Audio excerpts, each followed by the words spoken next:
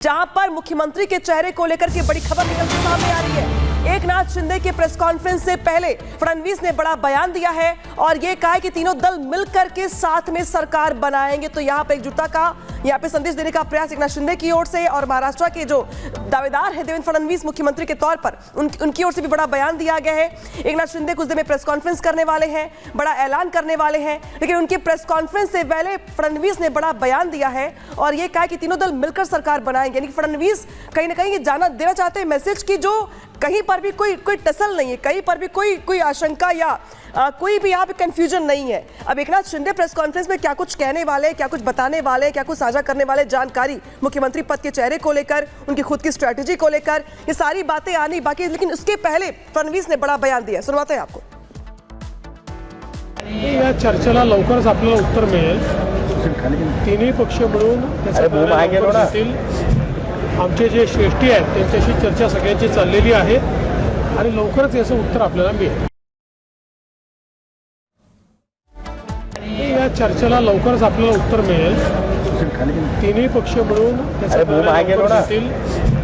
आमचे जे श्रेष्ठी आहेत त्यांच्याशी चर्चा सगळ्यांची चाललेली आहे आणि लवकरच याचं उत्तर आपल्याला मिळेल।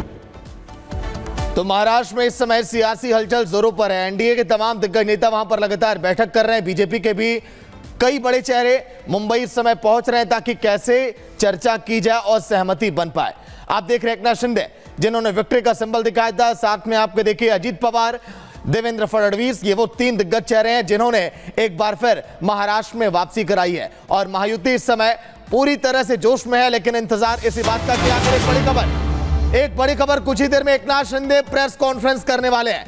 कौन सी ऐसी बात होगी जिसका जिक्र करेंगे? क्या सीएम पर मुहर लगने वाली है? क्या एकनाथ शिंदे मान चुके हैं? क्या लगातार चर्चाओं का बाजार इस बात को लेकर भी गर्म है। कुछ ही देर में एकनाथ शिंदे की जब प्रेस कॉन्फ्रेंस होगी तो कौन सी बड़ी बातें होंगी, देखने वाली बात होगी। कौन कौन से चेहरे मंत्रिमंडल में शामिल होंगे, कौन सीएम का चेहरा होगा और किसके हाथों में अगले 5 सालों तक महाराष्ट्र की बागडोर होगी। पूरे देश की निगाहें इस समय, क्योंकि वक्त धीरे धीरे बीतता जा रहा है और कई नेताओं की तरफ से बयान यह भी आया। सत्यप्रकाश इस समय हमारे साथ जुड़ गए पूरी जानकारी के साथ। सत्यप्रकाश, फिलहाल ताजा अपडेट महाराष्ट्र से दिल्ली तक देखिए हलचल इस समय महाराष्ट्र की सियासत को लेकर।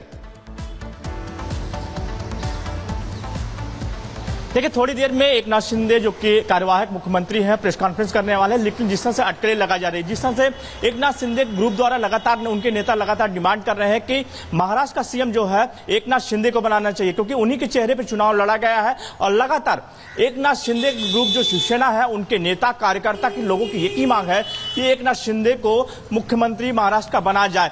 भले ही आंकड़े बीजेपी के ज्यादा आए हैं, लेकिन जो चेहरे पर लड़ा गया है वो एकनाथ शिंदे के चेहरे पर लड़ा गया है और इसीलिए उनको मुख्यमंत्री बनाना चाहिए। ये शिवसेना एकनाथ शिंदे ग्रुप की मांग है। लेकिन वहीं दूसरी तरफ बीजेपी के जो नेता हैं उनको साफ तौर कहना है कि जो मुख्यमंत्री बनाना चाहिए, जो हमारा हाईकमान है वो निर्णय लेगा। देवेंद्र फडणवीस की अगुवाई में चुनाव लड़ा गया है और 132 सीटें चुनाव में जीतकर आए हैं। तो कहीं न कहीं दोनों तरफ से, चाहे एकनाथ शिवसेना शिंदे ग्रुप हो चाहे बीजेपी हो, दोनों तरफ से नेताओं की तरफ से बयानबाजी किया जा रहा है कि हमारे मुख्यमंत्री होंगे, हमारे मुख्यमंत्री है। इसी चीजों को लेकर, इन्हीं चीजों को लेकर CM Eknath Shinde press conference करने वाले, क्योंकि लगातार जो शिवसेना के नेताओं को बयान आ रहे हैं, बीजेपी के नेताओं को बयान आ रहे हैं, लेकिन कहीं जो टॉप नेता है, जो बड़े नेता, उनका साफ तो कहना है कि तीनों पार्टियों के जो नेता हैं बैठेंगे, साथ में बातचीत होगा, चर्चा होगा, दिल्ली से पर्यवेक्षक आएंगे, इसके बाद इन सारी चीजों को लेकर फैसला किया जाएगा। लेकिन जो हमारी सूत्रों से जानकारी मिल रहा है कि एकनाथ शिंदे इस वक्त जो प्रेस कॉन्फ्रेंस थोड़ी देर में करने जा रहे हैं वो उसमें कहते क्या है, जरा मैं कोमल का भी रुख कर लेती हूँ।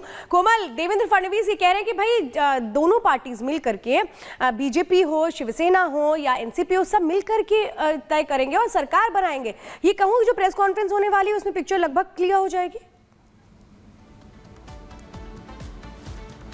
बिल्कुल, देखिए ये प्रेस कॉन्फ्रेंस काफी ज्यादा महत्वपूर्ण होने वाली है, क्योंकि लगातार देखिए इतने जीत के इतने दिन बाद, बम्पर जीत के इतने दिन बाद अभी तक जो है सीएम के चेहरे पर मुहर नहीं लग पाई है। ऐसे में अगर हम बात करें तो देखिए एकनाथ शिंदे के गुट की बात करें तो लगातार उनकी तरफ से दावा किया जा रहा है कि सीएम जो है वो एकनाथ शिंदे होंगे, लेकिन वही दूसरी तरफ अगर हम बात करें तो देखिए बीजेपी की तरफ से तो देखिए प्रबल दावेदारी जो है वो देवेंद्र फडणवीस की ही बताई जा रही है। तो ऐसे में ये जो अभी पीसी होने वाली है ये कई महीनों में अपने में खास होगी और देखने वाली बात होगी कि आखिर इस कॉन्फ्रेंस में क्या कुछ जो एकनाथ शिंदे बोलते हैं। लेकिन इस बीच अगर हम बात करें तो देखिए लगातार दोनों ही पार्टियां जो है वो अपनी अपनी रणनीतियों को भी गिना रही है। एक तरफ जो है बीजेपी ये रणनीति बता रही है कि जो चुनाव में जो भारी जीत जो हुई है उसके पीछे जो है रणनीति देवेंद्र फडणवीस की है। लेकिन वही दूसरी तरफ अगर हम एकनाथ शिंदे की बात करें, उनके गुट की बात करें, तो वो लगातार ये कह रहे हैं कि जो महिला का वोट होता है वो साइलेंट वोटर्स होती है और उनके लिए जो कल्याणकारी योजनाएं चलाई गई थी उसका बहुत बड़ा योगदान रहा है इस पूरे चुनाव जीतने में। तो ये एकनाथ शिंदे गुट की तरफ से दावा किया जा रहा है। हालांकि अगर देखिए